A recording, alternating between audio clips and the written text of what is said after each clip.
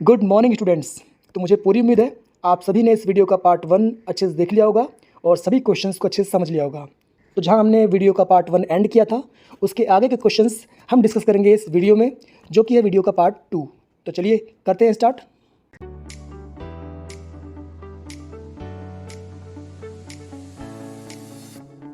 अगला क्वेश्चन है question number 15 और इसमें पूछा गया है describe the economic condition of France at the time of Louis 16 accession in the 18th century.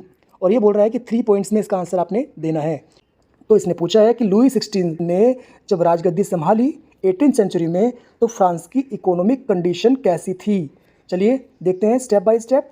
Answer में लिखा हुआ है कि जब लुई 16 became the king of France, the economic condition of France very bad. यहाँ पर ये बोल रहा है कि economic condition was very bad. Number 1, due to being in war for a long time. जो लॉन्ग वार हुए उसके कारण फ्रांस का जो ट्रेजरी था वो एम्प्टी हो गया, राजकोष खाली हो गया, खजाना खाली हो गया। But two in the successful struggle against the British, France had given military assistance to the American colonies. American colonies की हेल्प के चक्कर में फ्रांस जो था उसकी हालत बहुत ख़राब हो गई, due to which the country had almost gone bankrupt. Number 3, tax system of France was faulty. The two top classes of the society were tax-free, while the entire burden of tax was on the third class, like farmers. तो जैसा हमने पढ़ा है बच्चों, French society 3 estates में बटी हुई थी, फर्स्ट, सेकेंड एंड थर्ड। सारे टैक्स का जो बर्डन था वो था ओनली थर्ड एस्टेट के ऊपर। तो ये टैक्स सिस्टम बहुत ज़्यादा फॉल्टी था, इससे भी वहाँ पर इकोनॉमिक कंडीशन बहुत ख़राब हो गई। Point 4, taxes in France were not fixed and could be increased arbitrarily. France का टैक्स सिस्टम जो था वो फिक्स भी नहीं था, इसमें कभी भी मनमाने ढंग से बढ़ोतरी हो सकती थी। क्वेश्चन नंबर 16 बोल रहा है हमारा, mention any 3 factors responsible for river pollution. River pollution आज के टाइम में बहुत बड़ी एक प्रॉब्लम है, चैलेंज है, और इसके पीछे बहुत सारे रीजंस हैं। Point 1, increasing population and lifestyle in cities. Point 2, disposal of sewage water into rivers. Point 3, religious rituals and superstitions. हमारी जो ट्रेडिशंस होते हैं, रिचुअल्स होते हैं, उसके थ्रू भी हमने काफ़ी हद तक अपने वाटर सोर्सेज को बहुत मैला कर दिया है, गंदा कर दिया है। Point 4, disposal of industrial waste into water. जो इंडस्ट्रियल वेस्ट होता है वो भी रिवर्स में बहाया जा रहा है। Point 5, immersion of dead bodies. तो ये सभी पॉइंट जो थे 5 के 5, ये बहुत इंपॉर्टेंट है। इस क्वेश्चन का आंसर हमें देना था 3 पॉइंट्स में। इसने पूछे थे 3 फैक्टर्स, बट हमने यहाँ पर आपको 5 फैक्टर्स समझाए। तो आप एग्जाम में अगर 3 नंबर का क्वेश्चन आता है तो आप 3 पॉइंट लिख कर आएंगे और सभी को डैश करके आप थोड़ा सा एक्सप्लेन करेंगे। हमारा अगला क्वेश्चन है क्वेश्चन नंबर 17। इसमें पूछा गया है what impact did modern techniques of agriculture have on the environment. जो एग्रीकल्चरल सेक्टर में नई नई टेक्निक्स आ रही हैं, मॉडर्न टेक्निक्स आ रही हैं, उसका एनवायरनमेंट पे क्या क्या इम्पैक्ट हुआ है।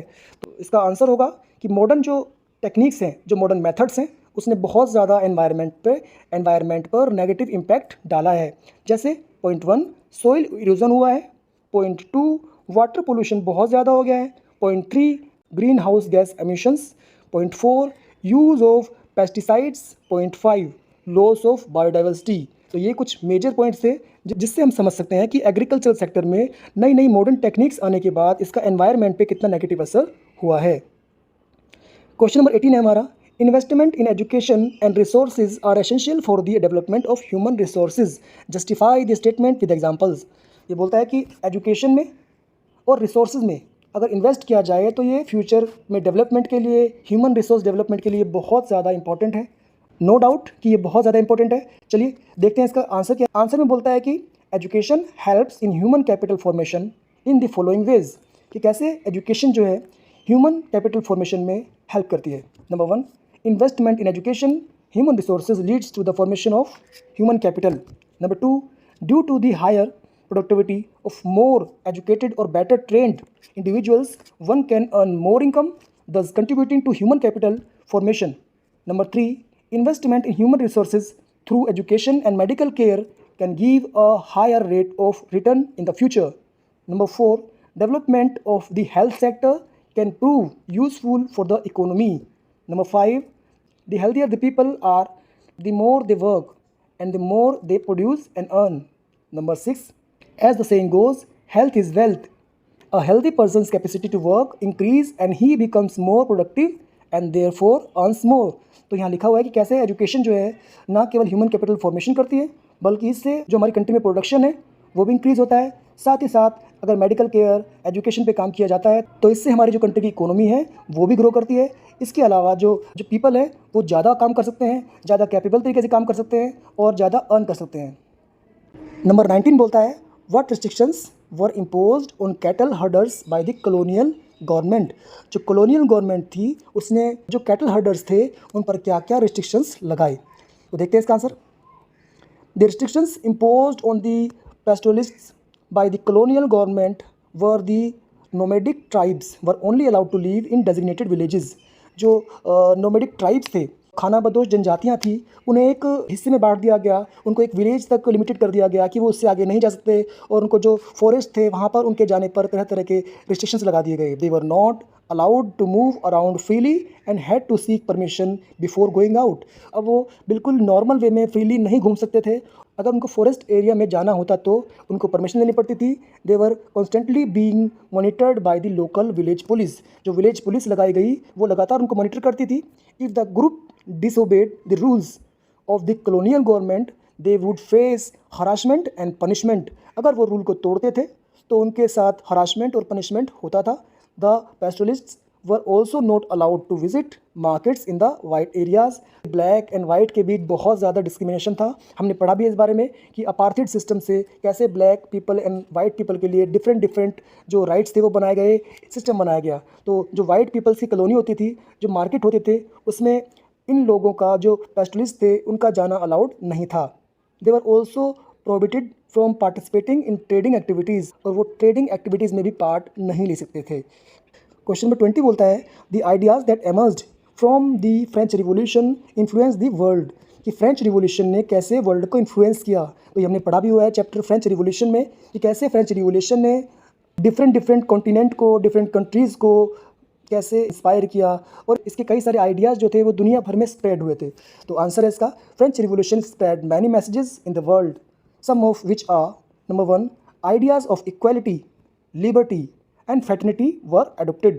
Number 2 human and civil rights were declared under which all people got equal rights from birth. Number 3 women got rights such as the right to marry as per their wish and the right to divorce। Number 4 feudalism was abolished।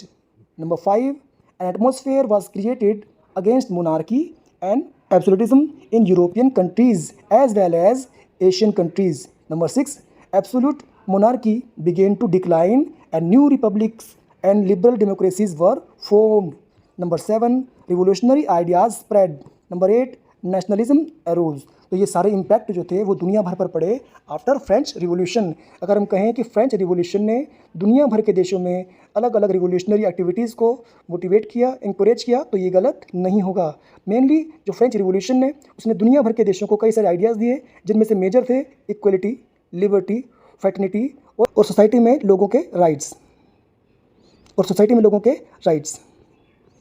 21 question है highlight any 5 features of the constitution of 1791 in France. तो same chapter से एक question दिया हुआ है the French revolution से, और 1791 में जो न्यू कॉन्स्टिट्यूशन बना फ्रांस में उसके फीचर्स पूछे गए इसमें। तो इसका आंसर है बेटा the constitution of 1791 gave the power of law making to the national assembly which was indirectly elected. Number 2 that is citizens voted for a group of electors who in turn elected the assembly. However, not all citizens had the right to vote. Number 3, only men above the age of 25 years who paid taxes equivalent to at least 3 days of labor's wages were given to status of active citizens. That is, they were entitled to vote. Number 4, the remaining men and all women were classified as passive citizens. तो यहाँ हम देखते हैं कि कैसे France में जो constitution आया उसमें कैसे फ्रेंच सोसाइटी में 2 तरह के सिटीजन्स क्लासिफाइड कर दिए गए, active citizens and passive citizens. Active citizens को वोटिंग का राइट मिला, जिनमें यहाँ लिखा हुआ है कि 25 ईयर से ऊपर के मैन और वो मैन जो 3 डेज़ के इक्वल लेबर्स जो उनको मिलती थी उसके इक्वल टैक्स पे करते थे, उन्हें एक्टिव सिटीजन्स कहा गया। और बाकी विमेन और अदर जो मैन होते थे उन्हें कहा गया पेसिव सिटीजन्स। जो वोटिंग का राइट था वो एक्टिव सिटीजन्स को था। Number 5, to qualify as an elector and then a member of the assembly, a man must belong to the highest class of taxpayers. यहाँ किसी को इलेक्टर बनना होता था या नेशनल असेंबली का मेंबर बनना होता था तो उसको हाईएस्ट टैक्सपेयर्स की कैटेगरी में होना ज़रूरी होता था। क्वेश्चन नंबर 22 बोलता है, what kind of non agricultural activities are the people of Palampur engaged इन।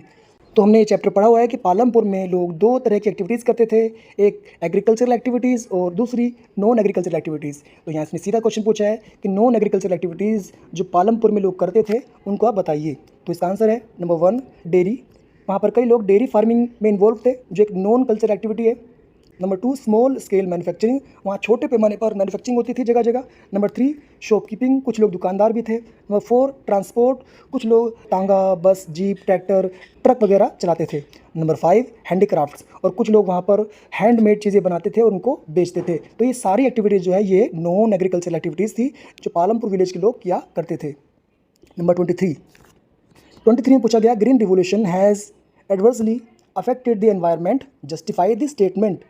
बेटा, ग्रीन रिवोल्यूशन ने हमारा एग्रीकल्चरल सेक्टर में बहुत ज़्यादा ग्रोथ की और in the field of agriculture output बहुत अच्छा आया, प्रोडक्शन बहुत इंक्रीज़ हुआ, बट फिर भी इसके काफ़ी सारे नुकसान भी हुए जो कि इसके डीमेरिट्स हैं, इसके नेगेटिव्स हैं। तो देखते हैं ग्रीन रिवोल्यूशन ने कैसे कई सारे एनवायरमेंटल इफेक्ट छोड़ दिए। Number 1, decrease in soil quality, यहाँ पर सॉइल की क्वालिटी में बहुत असर पड़ा। नए नए फर्टिलाइजर्स, केमिकल यूज़ किए गए, पेस्टिसाइड्स यूज़ किए गए, जिससे कि जो सॉइल की क्वालिटी थी इस पर बहुत ख़राब असर पड़ा।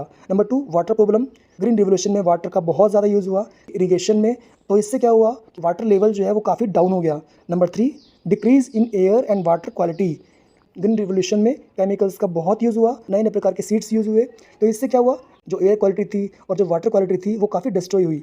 नंबर 4, डिक्रीज़ इन बायोडाइवर्सिटी, इससे बायोडाइवर्सिटी जो थी उस पर भी बहुत असर पड़ा। नंबर 5, इफेक्ट ऑन एनिमल्स, इसका एनिमल्स की लाइफ पर भी बहुत असर पड़ा।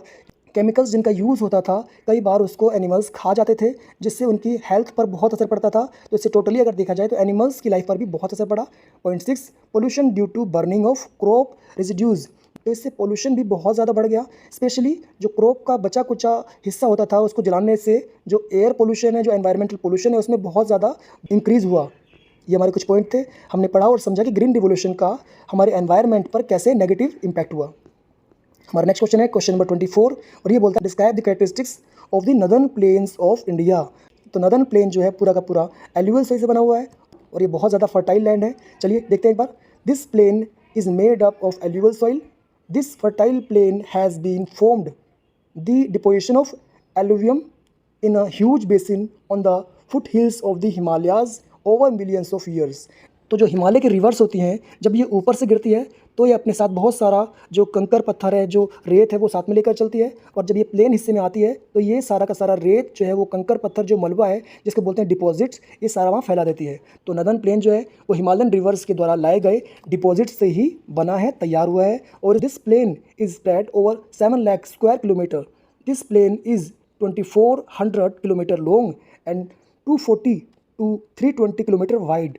तो काफ़ी वाइड एरिया में ये नदर्न प्लेन फैला हुआ है। Number 3, this soil cover, abundant water supply and favourable climate have made the northern plane a very fertile part of India from the agricultural point of view. This is why the population density here is the highest. अगर पूरे India के comparison में देखा जाए तो northern plane वाले हिस्से में सबसे ज़्यादा पॉपुलेशन डेंसिटी पाई जाती है। तो यहाँ पर जो पॉपुलेशन है वो पर स्क्वायर किलोमीटर पर बहुत ज़्यादा है। इसके रीजंस बहुत सारे हैं, जैसे यहाँ पर वाटर सप्लाई का होना, फेवरेबल क्लाइमेट का होना और यहाँ पर फर्टाइल लैंड का होना, जिससे कि यहाँ पर पॉपुलेशन डेंसिटी काफ़ी ज़्यादा है। Number 4, the western part of the northern plane is called Punjab. हमने इंडिया के मैप में देखा है कि कैसे नदर्न प्लेन जो है एक बहुत वाइड एरिया में फैला हुआ है, तो ये जो इसको वेस्टर्न पार्ट है इसे पंजाब कहा जाता है। नेक्स्ट पॉइंट है हमारा 5, the genetic plain is located between the rivers Ghaggar and Teesta. Number 6, it is spread over various states of north India like Haryana, Delhi, Uttar Pradesh, Bihar and some parts of Jharkhand and the east of West Bengal. तो पूरा northern plane इन सभी states को cover करता है। जिसमें हमने बात करी नदर्न प्लेन के फीचर्स के बारे में। अब देखते हैं हम क्वेश्चन नंबर 25। इसमें लिखा है, describe the features of peninsular प्लेटो। तो पेनिनसुलर प्लेटो जो इंडिया का अगर मैप देखें तो उसमें जो नीचे का हिस्सा है ये पूरा का पूरा पेनिनसुलर प्लेटो है। तो इसको अगर हम समझें इसके फीचर्स क्या हैं तो ये बोलता है, number 1, peninsular plateau is a plateau with gently rising rounded hills and broad shallow valleys. तो इसके आसपास काफ़ी हिल्स भी हैं और ब्रॉड शैलो वैलीज भी हैं। इट इज़ रफली ट्रायंगुलर इन शेप, और इसकी शेप कुछ ट्रायंगुलर है। Number 2, it is the oldest and most stable land mass of India. India में ये काफ़ी ओल्डेस्ट लैंड माना जाता है और काफ़ी स्टेबल माना जाता है। The plateau is composed of old crystalline igneous and metamorphic rocks.